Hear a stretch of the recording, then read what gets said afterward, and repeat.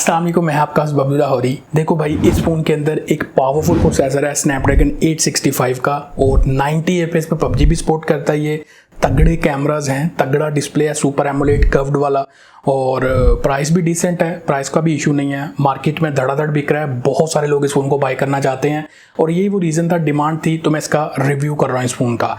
But ये phone मैं आपको रिकमेंड नहीं कर सकता। अब इतने तगड़े फीचर होने के बावजूद मैं अपनी वर्डिक्ट स्टेटमेंट को स्टार्ट में क्यों मेंशन कर रहा हूँ कि मैं ये रिकमेंड नहीं कर सकता, रीजंस आगे बताता हूँ आपको। डिवाइस जिसकी मैं आपसे बात कर रहा हूँ वो है OnePlus 8। अब जो करंट सिचुएशन है सबको पता है, न्यू फ़ोन्स अभी आ नहीं रहे, जो अवेलेबल हैं वो पहले बहुत ओवर प्राइस चले गए थे, अभी प्राइसेस नीचे आई हैं, बट वैल्यू फॉर मनी की कैटेगरी में नहीं आए फ़ोन। स्टिल डॉलर फिर बढ़ रहा है, तो फिर मतलब ऊपर नीचे चलता रहेगा काम। तो ये जो इम्पोर्टेड किट फ़ोन्स है ना, ये मार्केट में भर भर के आए हुए हैं, बिक रहे हैं, लोग ले रहे हैं इनको। अब इन इम्पोर्टेड फ़ोन्स को भी इम्पोर्टेड गवर्नमेंट की तरह बर्दाश्त करना मजबूरी बन गई है आवाम की। काफ़ी ये चमकता दमकता फ़ोन है OnePlus 8, स्पेशली इस ओरा ग्लो कलर में, बट हर चमकती चीज़ सोना नहीं होती। ये बड़ी अच्छी बात कही आप। एंड नो डाउट फ़ोन की जो लुक एंड फील है वो काफ़ी प्रीमियम है। ग्लास बिल्ड क्वालिटी में आता है, बैक और फ्रंट दोनों साइड पे ग्लास है, साइड फ्रेम मेटल का, इसका इन एंड फील फ़ोन की बहुत सॉलिड है। अब ये रिफर्बिश किट फ़ोन्स आते हैं मार्केट में, सिर्फ एज ए डिवाइस ही किट ही बिक रही होती है। अगर चार्जर लेना है वो अलग से आपको पे करना पड़ता है, जो भी है। ऑडियो जैक इसके अंदर नहीं है, वो मैं आपको पहले ही बता दूं। और एक स्पेशल बटन जो इनका बटन कह रहा हूँ, बटन इनका अलर्ट स्लाइडर साइड पे मिलता है, जो एक यूनिक सिग्नेचर फीचर हुआ करता था OnePlus के फ़ोन्स का, जो आज की डेट में इन्होंने भी निकाल दिया है। डिस्प्ले वाली साइड से भी इस फ़ोन का एक प्रीमियम सा फील आता है।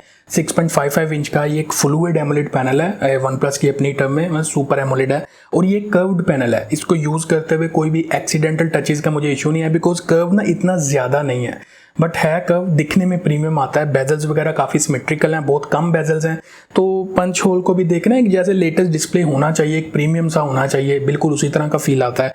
90 हर्ट्ज पे चलता है, स्वाइपिंग, स्क्रॉलिंग, जेस्चर्स जहां मर्जी इधर उधर घुमाओ, काफ़ी मक्खन स्मूथ चलता है एकदम। HDR 10+ का यहाँ पे सपोर्ट है, बट वाइड वन L1 भी होना चाहिए OTT प्लेटफॉर्म के ऊपर, है भी इस फोन में, बट मेरे वाले में नहीं है। मुझे लगता है वो जो सॉफ्टवेयर के साथ पंगा लेने वाले भैया ना, जो पैच करते हैं, वो कुछ ज़्यादा पंगा ले बैठे हैं, जिसकी वजह से वो सर्टिफिकेशन चलेगी इसकी, और OTT प्लेटफॉर्म मेरी नहीं चलाता। ये L3 का सपोर्ट दिखा रहा है, और उसके अलावा ऑलवेज ऑन डिस्प्ले जो है वो आप ऑलवेज यूज़ कर सकते हो।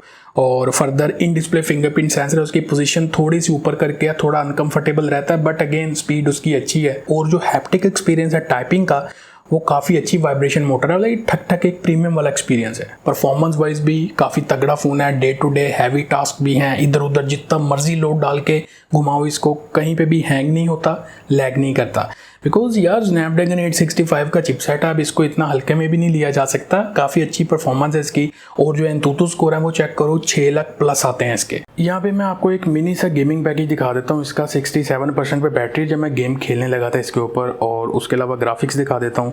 स्मूथ विद 90 FPS का ऑप्शन है, और जो OnePlus के फ़ोन Android 11 पे चल रहे हैं उनमें 90 FPS शो तो करता है, बट एक्चुअल में प्रोवाइड नहीं करता। तो एक छोटा सा टोटका है, मैंने OnePlus 7T की वीडियो में भी बताया था, वो भी आप देख सकते हो। तो ये मेरे कुछ सिलेक्टिव गेम प्लेज हैं, जिसको देख के आपको परफॉर्मेंस का आइडिया हो जाएगा। मुझे तो आइडिया मिल रहा है कि परफॉर्मेंस जो है स्नैपड्रैगन 865 की स्टार्ट हुआ है तो अच्छी परफॉर्मेंस है, फायर कनेक्टिविटी भी अच्छी है, और कोई भी FPS ड्रॉप इस तरह का मुझे अभी इनिशियली तो नज़र नहीं आ रहा। आगे मैं FPS मीटर को भी इनेबल करता हूँ, आपको पता चल जाएगा। बाय द वे मेरा फ़ोन Android 12 के ऊपर अपडेटेड है, और 90 FPS मतलब बाई डिफ़ॉल्ट चल रहा है, मुझे वो टोटका यूज़ नहीं करना पड़ा जो मैंने OnePlus 17 में किया था, और पैच भी इसका नहीं उड़ा, मैंने आपको बताया था।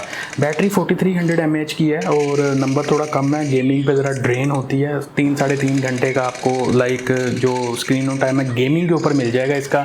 वैसे भी सुबह 9 से शाम 5 बजे मतलब आपको ना इस तरह चार्ज करना पड़ेगा, तो बैटरी थोड़ी शॉर्ट पड़ जाती है, आल्दो नंबर रीजनेबल है 4300 mAh का। तो ओवरऑल परफॉर्मेंस जो है FPS इसके आप देख सकते हो 70 to 80 के दरमियान फ्लक्चुएशन यहाँ पे TDM के अंदर भी मिल रही थी, और फिर मैंने क्लासिक पे शिफ्ट किया, FPS मीटर चल रहा है, और गेम स्टार्ट होने से पहले ही जो FPS है ना यहाँ पे ड्रॉप कर रहे हैं, देखिए 49 पे जा रहा है।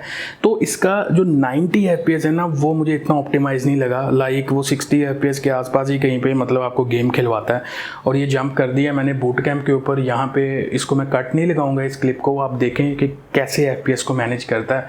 तो ये 81, 78 तक भी गया, 74 भी आ गया। तो इस तरह की फ्लक्चुएशन है, आपको एक स्टेबल 90 FPS का गेम प्ले नहीं मिलता इसमें। तो ये जाते हुए देखें 65, 51 पे भी आ गया, 68 पे भी आ गया। तो मैंने ऑफ द कैमरा बैठ के काफ़ी गेम प्लेस किए हैं। इसी तरह की पोजीशन है, 60 FPS के आसपास ये गेम खिलवाता है। स्नैपड्रैगन 865 ऑल्दो एक स्ट्रॉन्ग चिपसेट है, एक 800 सीरीज़ का एक बेटर फ्लैगशिप चिपसेट है, बट जो परफॉर्मेंस है वो आपके सामने है। 60 FPS ही मान के चलिए, 90 FPS मुझे इसका इतना ऑप्टिमाइज नहीं लगा। लाइक यहाँ पे भी आप देखें कितनी फ्लक्चुएशन है, बोर्ड कैम पे तड़ की आवाज़ें आ रही हैं, और ये देखें 59 से 61 के आसपास खेल रहा है। तो हाँ, गेम प्ले अच्छा है, बट ये जो भी है दिखा दिया। 42% पे बैटरी आई है, कोई 1 घंटा 5-10 मिनट की गेमिंग की है, कोई 28-29% का ना बैटरी ड्रॉप यहाँ पे आया, तो बैटरी ड्रेन होती है। कैमरास की बात करें तो ट्रिपल कैमरास हैं बैक पे, 48 प्राइमरी है, 16 का अल्ट्रा वाइड है और 2 मेगापिक्सल का एक मैक्रो सेंसर है जो यूजलेस है, और फ्रंट सेल्फी भी पंच होल में मिलती है 16 मेगापिक्सल वाली।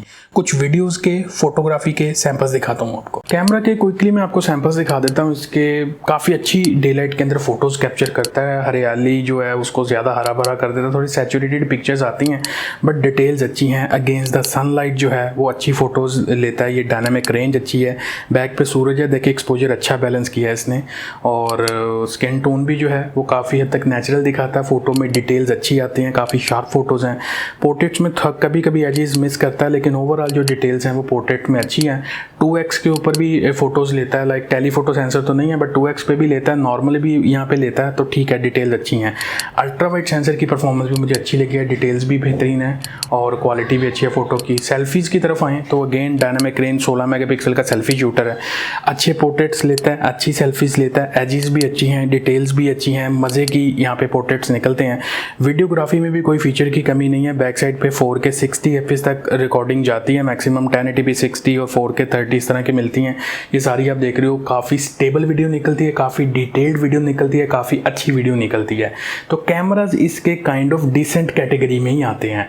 और जो स्लो मोशन है ये 240 FPS 480 FPS की ऑप्शन है, ये 240 FPS वाला आप देख रहे हो। तो कैमरा परफॉर्मेंस ना OnePlus 8 की मुझे काइंड ऑफ डिसेंट ही लगी है। सॉफ्टवेयर एक्सपीरियंस मेरा फ़ोन के साथ यूज़ करते हुए काफ़ी हद तक बेहतर ही रहा है, बिकॉज देखें OnePlus की जो ऑक्सीजन OS है ना, आपको पता है कि एक लेवल का UI है, काफ़ी क्लीन है, क्लोज टू स्टॉक एंड्रॉइड है, कोई ब्लॉटवेयर नहीं है, कोई एड्स का कोई बग्स के इशू इतने नहीं आते। एक ना अच्छा यूज़र एक्सपीरियंस निकला है इसमें से।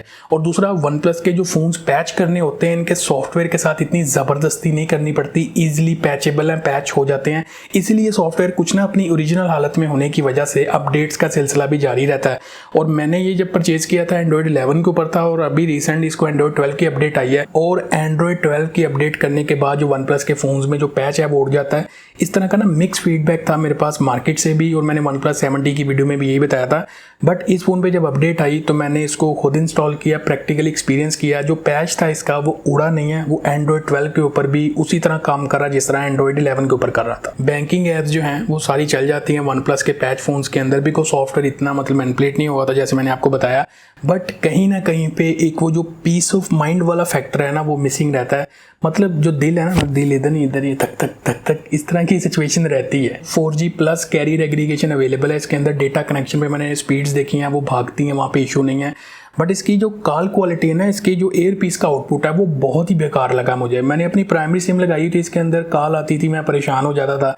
आवाज़ में क्लैरिटी भी नहीं है यहाँ पे, और डिस्टॉर्शन टाइप ना, मतलब इस तरह की फील है, क्वालिटी नहीं है। अब मेरे पास ये जो किट है ना, ये A+ कैटेगरी की किट है।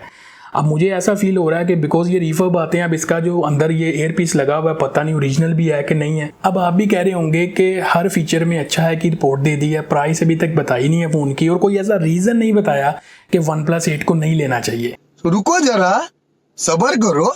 अब OnePlus 8 की जो A कैटेगरी की किट है ना, वो आपको सिंगल सिम में मिलती है, कोई 57, 56 या 58 के आसपास, depend on market, depend on मतलब कहाँ से आप इसको परचेज कर रहे हो। ये डिफरेंट वेरिएंट्स में आती हैं, कैरियर लॉक्ड होती हैं बाहर की कंट्री से। T-Mobile की कोई है, कोई Verizon की है, कोई मतलब ग्लोबल वेरिएंट्स में कम ही चांसेस हैं।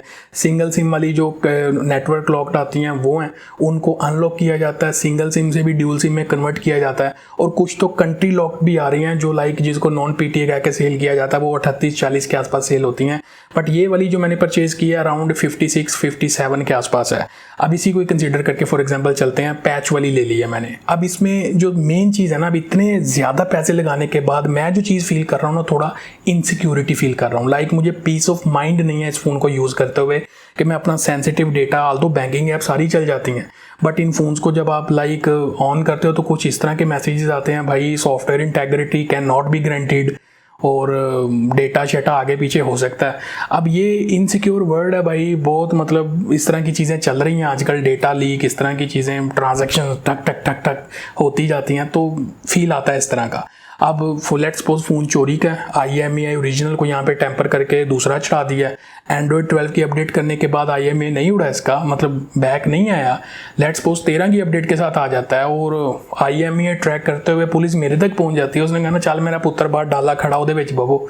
तो ये चीज़ें हैं, तो इसलिए मैंने सिम लगाई है इसके अंदर, लेकिन जो मेरी ऐप्स हैं वो मेरे ओरिजिनल फ़ोन के अंदर ही चल रही है। वो एक भी ऐप मैंने इस फ़ोन के अंदर ना मतलब लॉगिन नहीं की। इस तरह की ना इनसिक्योरिटी फील होती है इन फ़ोन्स को यूज़ करते हुए। तो पहला तो स्ट्रॉन्ग रीज़न मेरा यही है इस फ़ोन को ना बाय करने का। और दूसरा जो मेरा मेन रीज़न है कि आपको OnePlus 8 की तरफ नहीं जाना चाहिए। देखें, जब आप कोई भी डिवाइस लेने जाते हो ना, तो मेन चीज़ होती है सेटिस्फैक्शन।